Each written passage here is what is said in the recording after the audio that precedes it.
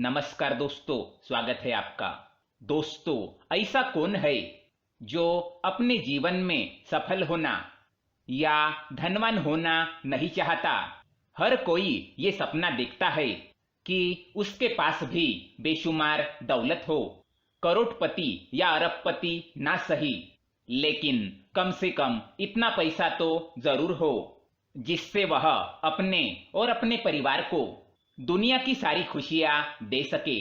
अच्छा खाना, अच्छे कपड़े, गाड़ी या खुद का घर भी चाहते हैं और उसके लिए प्रयत्न और मेहनत भी करते हैं।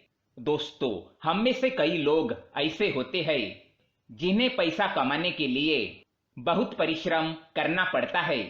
कुछ लोग ऐसे होते हैं जिन्हें मेहनत करने के बावजूद कमाया हुआ पैसा कम पड़ता है, और कई लोग ऐसे भी होते हैं जो चाहे जितना भी पैसा कमा लेते हैं पर उनके पास पैसा टिकता नहीं है।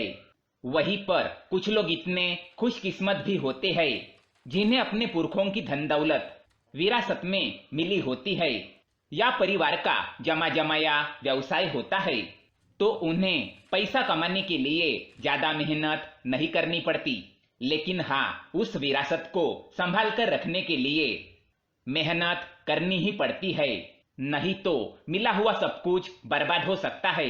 यानी कि परिस्थिति चाहे जो भी हो, हमें अपने धन को लेकर जागरूक रहना बेहद जरूरी है।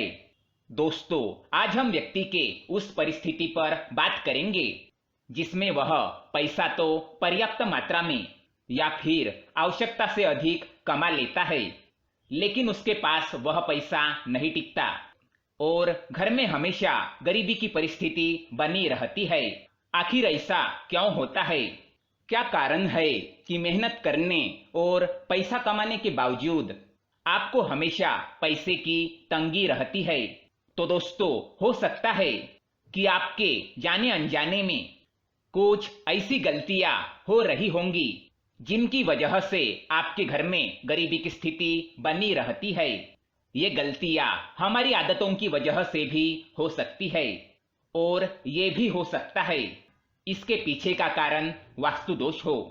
जी हाँ दोस्तों, यदि लगातार परिवार में गरीबी की स्थिति बनी रहती है तो इसके पीछे वास्तु दोष भी एक कारण हो सकता है। दोस्तों, हमारा वास्तुशास्त्र इतना समृद्ध है कि उसमें हर स्थिति का कारण और निवारण दोनों भी है। वास्तु यानी स्थान जहां हम दिन रात रहते हैं, काम करते हैं, खाते हैं, पीते हैं, सोते जागते हैं और अन्य कई महत्वपूर्ण कार्य करते हैं। हर स्थान का एक अतिरिक्त रक्षक या मालिक होता है जिसे वास्तु पुरुष कहते हैं। वास्तु पुरुष ने वास्तु संबंधित कुछ नियम बनाए हैं जिनका पालन करना अनिवार्य है। वह हमारे प्रत्येक क्रियाकलाप पर दृष्टि जमाए होता है और उसके नियमानुसार न चलने पर उसका दंड भी देता है। कहने का तात्पर्य यह है दोस्तों कि कहीं ना कहीं आपके गरीबी के पीछे का कारण वास्तु दोष भी हो सकता है। निश्चित रूप से ही आपसे कुछ ना कुछ ऐसी गलतियां हो रही होंगी जिन्हें वास्तुशास्त्र में निषेध माना गया है। चलिए जान लेते हैं ऐसी गलतियों के बारे में। पहली गलती, घर में पूजा पाठ के नियमों का पालन न करना। दोस्तों, हम इस बात पर कभी गौर नहीं करते, परंतु यह कोई साधारण या सामान्य बात नहीं है। घर के मंदिर में ढेरों भगवानों की मूर्तियों को लाकर रख देना ही पर्याप्त नहीं होता है, बल्कि पूरे सम्मान, नियम और विधि विधान से उनकी पूजा पाठ करना भी आवश्यक है। प्रत्येक देवता की उपासना करने की विधि और उन्हें अर्पित करने की सामग्री भी अलग अलग होती है और हम कभी भी इस बात पर ध्यान नहीं देते हैं और सभी देवताओं की एक ही विधि से पूजा करते हैं। इसका अशुभ फल देखने को मिलता है। जैसे गणेश जी और शिव जी को तुलसी के पत्ते चढ़ाना वर्जित है और कई बार हम ये गलती कर बैठते हैं। किन्हीं भी दो भगवानों का मुख एक दूसरे के सामने ना हो। इसी प्रकार लक्ष्मी जी के साथ यदि विष्णु जी की पूजा न की जाए तो लक्ष्मी जी हमसे रूठ जाती है। वास्तुशास्त्र के अनुसार तो कई बातें ऐसी है जिन्हें समझना और पालन करना अनिवार्य होता है, जैसे आपके पूजा घर की दिशा और यहाँ तक कि पूजा की सामग्री रखने की दिशा निश्चित होती है। इन बातों के विषय में हमने समय समय पर आपको विस्तृत जानकारी दी है।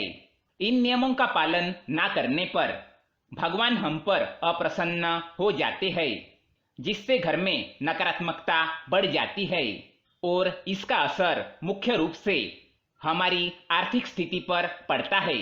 यदि आप भी इन बातों पर ध्यान नहीं रखते हैं तो हो सकता है यह भी आपके गरीबी का कारण हो।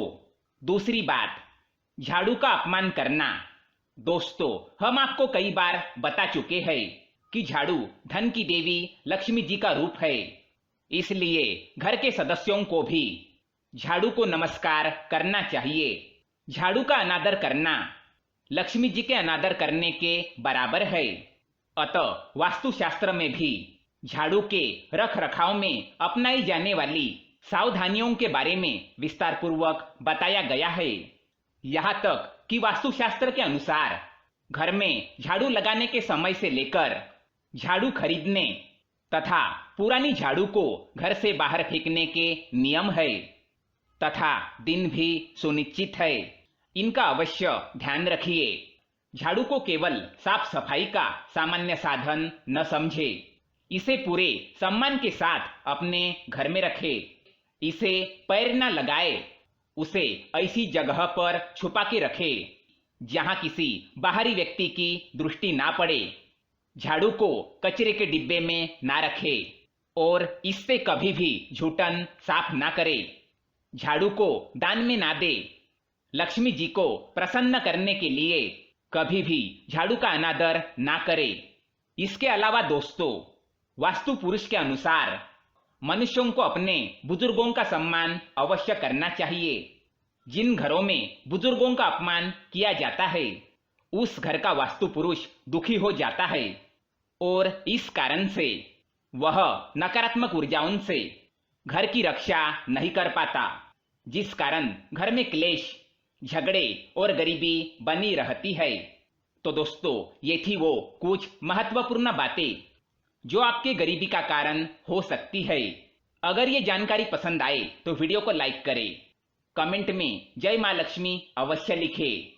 साथ ही चैनल को सब्सक्राइब करें ताकि ऐसे ही जानकारी वाली वीडियो आप देख सके। धन्यवाद।